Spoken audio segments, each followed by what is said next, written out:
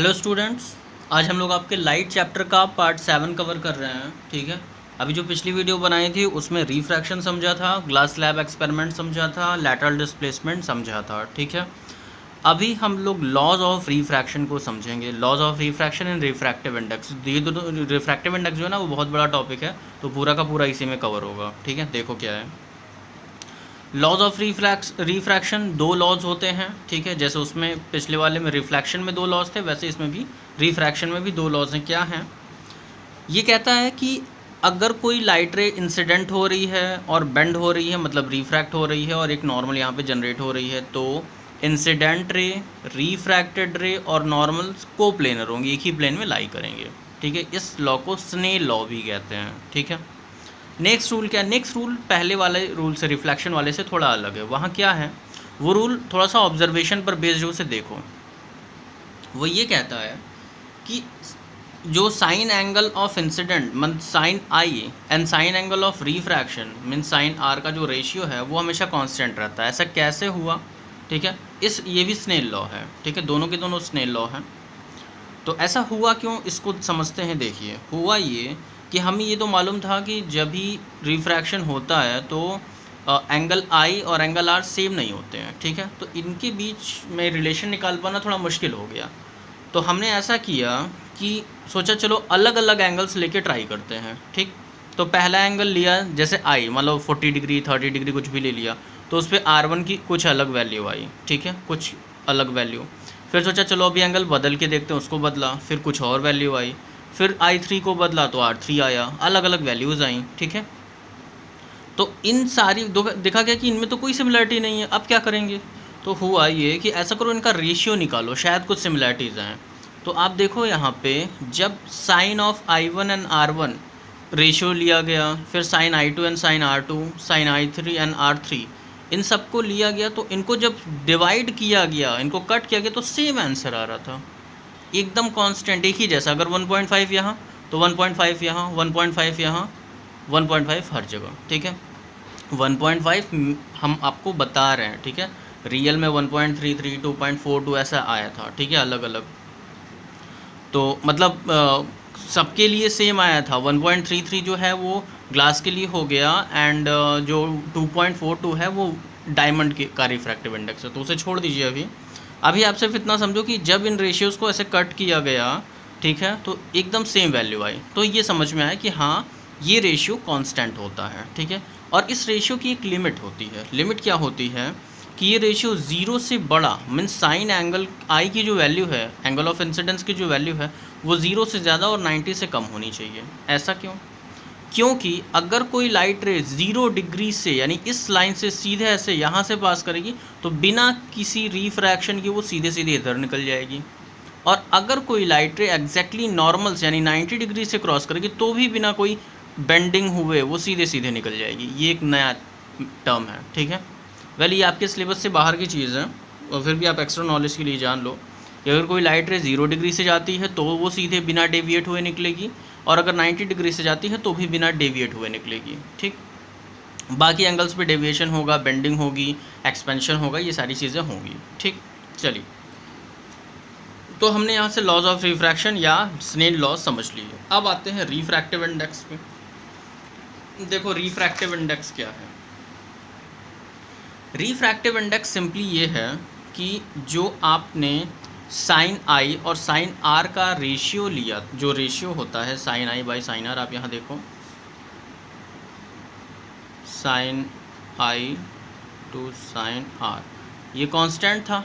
इस कांस्टेंट को ही refractive index कहा गया। ठीक है, ये कांस्टेंट हमें बहुत सारी, एक किसी भी मटेरियल के बारे में बहुत सारी चीज़ें बताता था। वो क्या था उसे भी देखते हैं। बट आपसे जब भी कोई डेफिनेशन पूछेगा तो आप सिंपली कहोगे कि the ratio of sine I to sine R is a constant, that constant is called refractive index. या तो ये कह लो, या फिर ये कि जो एक्सटेंट होती है, जो एक्सटेंट मतलब कि ये देखो यहाँ पर, ठीक है, ये जो बेंडिंग की एक्सटेंट है, ठीक है, इस रेंज को, इस वैल्यू को आप रिफ्रैक्टिव इंडेक्स के टर्म में दिखाते हो। ठीक है, एक सेकेंड, हाँ, आप इसे रिफ्रैक्टिव इंडेक्स के टर्म में दिखाते हो। तो चाहे आप आपकी एनसीईआरटी में देख लेना, ये डेफिनेशन भी दी है, ये डेफिनेशन भी दी है, दोनों ही सही हैं, कोई गलत नहीं है। ठीक, अब हम रिफ्रैक्टिव इंडेक्स को रिप्रेजेंट कैसे करेंगे, देखो रिफ्रैक्टिव इंडेक्स अभी हमने देखा ना sine I by sine R था, ठीक है, sine I to sine R is a constant. देखो हमने यहाँ दो मीडियम ली हैं, एक है एयर एक है glass, this is medium 1 this is medium 2, ठीक। तो जब कभी भी रिफ्रैक्टिव इंडेक्स की बात करते हैं तो हमेशा सेकंड मीडियम की बात करता है, हमेशा सेकंड की, फर्स्ट के रिस्पेक्ट में सेकंड की बात होती है, ठीक। और रिप्रेजेंट कैसे करते हैं, एन से, ठीक। देखो यहाँ पे sine I by sine R दिया है, एन 2 1 मैंने यहाँ पर लिखा है, एन 2 1 का मतलब ये है कि सेकंड मीडियम की बात की गई है फर्स्ट के रिस्पेक्ट में, ठीक है। Means refractive index R I, refractive index of second medium with respect to first medium, ठीक। अगर इसी को अगर आप मटेरियल के सेंस में जैसे 1 2 लिखा, ठीक है, अब आप इसे मटेरियल के सेंस में लिखना चाहो तो आप बोलोगे एयर एंड ग्लास था, तो एयर को बोल दिया ए एंड ग्लास को बोल दिया जी, ठीक है। तो अभी इसे आप ऐसे भी दिखा सकते हो कि sine I by sine R is equal to N G A, ठीक है, जी और ए सफिक्स में छोटे में लिखे होंगे, ठीक है। Refractive index of glass with respect to air, ठीक। ऐसे मल्टीपल चीज़ें हैं, बहुत सारे एग्जाम्पल्स हैं इसके, उसे देखो। यहाँ देखते हैं, ठीक है, जैसे एयर एंड वाटर है तो refractive index of water with respect to air sine I by sine R, ठीक। Refractive index of diamond with respect to air D A sine I by sine R. अभी तक हम क्या कर रहे हैं कि जब हमें सेकंड का रिफ्रैक्टिव इंडेक्स निकालना है तो हम फर्स्ट के रिस्पेक्ट में निकाल रहे हैं, फर्स्ट के एंगल को ऊपर और इसको नीचे, यानी this one is numerator this one is denominator, ऐसे लिख रहे हैं। ये चीज़ याद रखना कि जिसका भी रिफ्रैक्टिव इंडेक्स रिप्रेजेंट करना होता है उसको बाद में लिखते हैं, उसके एंगल को, ठीक है, और उसका एक और टर्म है उसे आगे समझाते हैं, ठीक है। तो ये समझ लीजिए पहले कि जो 2 1 होगा यहाँ पर ये 1 2 होगा। देखो यहाँ पे थोड़ा सा समझने की चीज़ है, ठीक है। जैसे sine I means sine of what, air का जो एंगल है, एयर में जो एंगल था वो, लेकिन एयर तो बाद में लिखी हुई है, ठीक है, कंफ्यूज मत होना। Refractive index of second with respect to first means angle of first upon second, ऐसे, ठीक है, sine angle of first upon sine angle of second, to second first first second, ठीक है, ऐसे। अभी रिफ्रैक्टिव इंडेक्स हमें बताता क्या क्या है, ये सिंपली दो चीज़ों के बारे में बताता है। पहला ऑप्टिकल डेंसिटी, इसकी बातें हमने वहाँ पर की थी पिछली क्लास में, ठीक है। ऑप्टिकल डेंसिटी के बारे में बताता है और स्पीड ऑफ लाइट के बारे में। तो जब ये स्पीड ऑफ लाइट के बारे में बताता है तो क्या हमें समझ में आता है उसे देखिए। अब यहाँ पर एक एग्जांपल दिया है, refractive index of second medium with respect to first. इसका मतलब ये है speed of light in first to the speed of light in second, मतलब 2 1 1 2, ठीक है, v1 अपॉन v2। इसको एक और तरीके से देख लो, अगर first with respect to second बोलेगा तो speed of light in second with respect of speed of light in first medium, ठीक है। ये चीज़ों को आपको बहुत ध्यान से और रिफ्रैक्टिव इंडेक्स को समझना होगा, ठीक है, तभी आएगा। बहुत ये मतलब थोड़ा सा कंफ्यूज करता है हल्का सा कि 2 1 1 2 में कंफ्यूज होते हैं बच्चे, ठीक है। बहुत कंट्रोल करके बहुत ध्यान से आराम से समझोगे एकदम आराम से आएगा, ठीक है। ये हमें ऑप्टिकल डेंसिटी के भी बारे में बताता है। ऑप्टिकल डेंसिटी मतलब कोई भी मीडियम लाइट को कितना प्रिवेंट कर सकता है, that much it is optically denser. जितना ज़्यादा रोकेगा लाइट को उतना ही ज़्यादा ऑप्टिकली डेंस होगा। नॉर्मल डेंसिटी अलग चीज़ है, इसके बारे में भी बात करेंगे। तो यहाँ तक हमें दो चीज़ें पता चली कि एक sine I by sine R is a constant, ठीक है, एक ये होता है, एंड दूसरा v1 upon v2 means speed of light in first medium to speed of light in second medium, ठीक है। ये रेशियोज़ को ये हमें समझाता है, ठीक है। चलिए आगे बढ़ते हैं। अब हम आते हैं एक नया टर्म पर, ऑब्सोल्यूट रिफ्रैक्टिव इंडेक्स, ठीक है।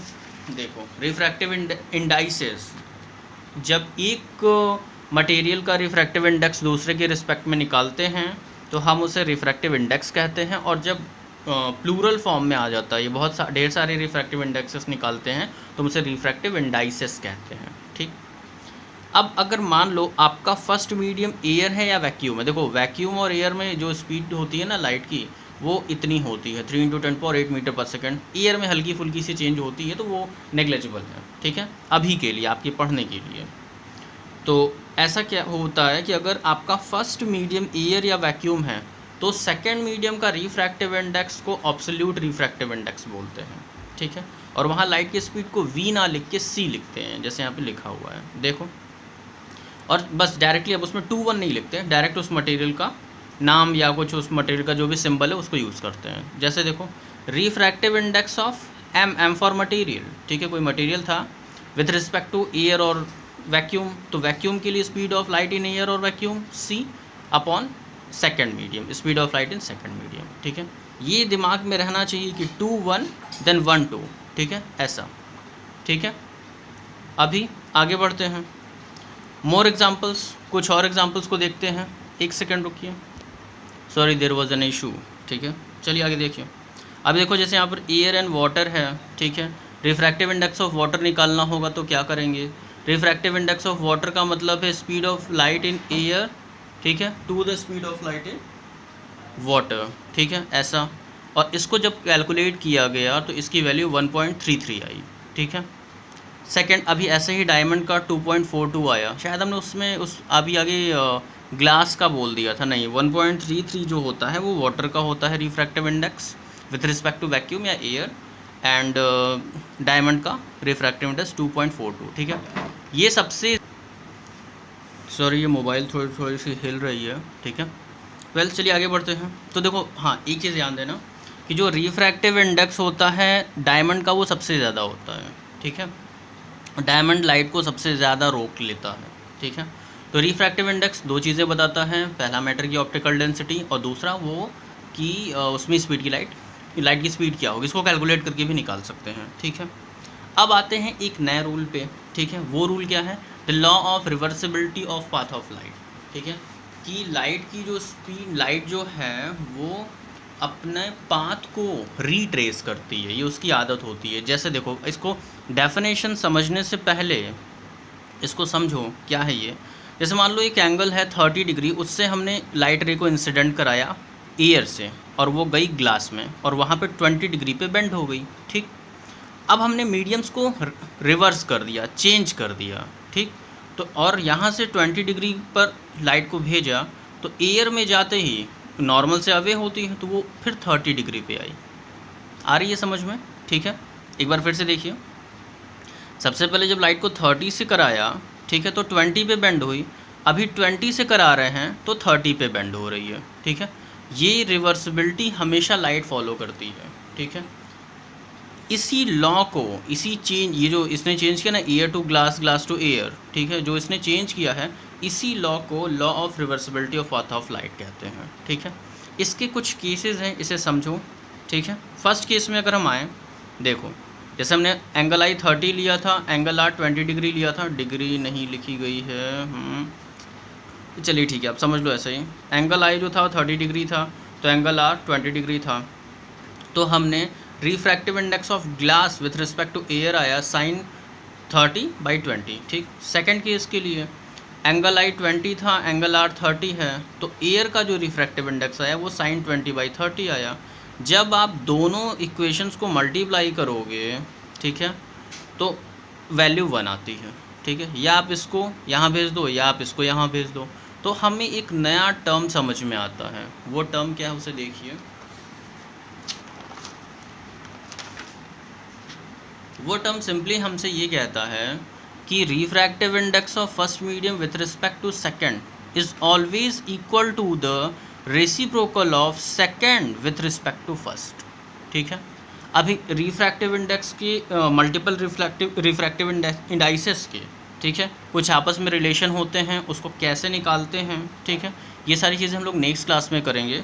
तो अभी बस आप रिफ्रैक्टिव इंडेक्स 90% समझ चुके हो, सिर्फ वो जो 10% बचा है, ठीक है, वो हम लोग नेक्स्ट क्लास में करेंगे, ठीक है। तो प्लीज़ पढ़ते रहिए, प्लीज़ पढ़ते रहिए, ठीक है। Okay, bye bye.